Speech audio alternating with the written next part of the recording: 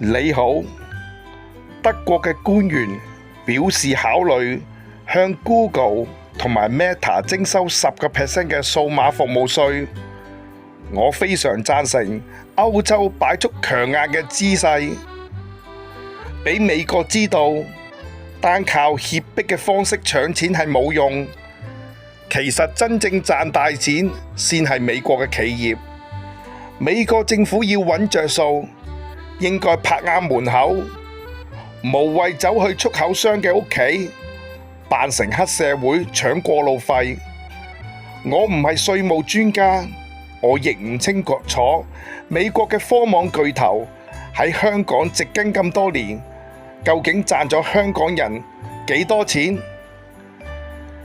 究竟香港政府收咗佢哋幾多稅收？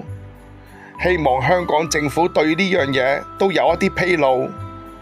我認為有需要嘅時候，應該聯同中國政府擺出有力嘅姿態，最少喺稅收方面都研究點樣配合中國，增加中國手上嘅籌碼。我明白當中會有一啲風險，但係政府都識講啦，香港係自由港，我哋唔向美國徵收稅。若果對等關稅為大原則，美國應該唔向香港嘅貨品徵稅。你睇下咁講，美國會唔會當香港係傻瓜？莫非美國對香港係公平嗎？唔公平就要反擊。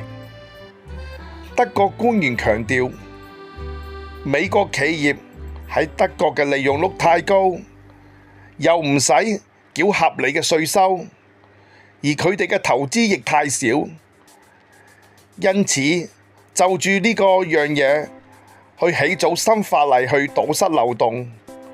香港應該借鏡德國仲早研究，咁樣先算係為國家及早籌謀。我哋而家同中國企業、中國政府都同一陣線，似乎冇其他嘅選擇。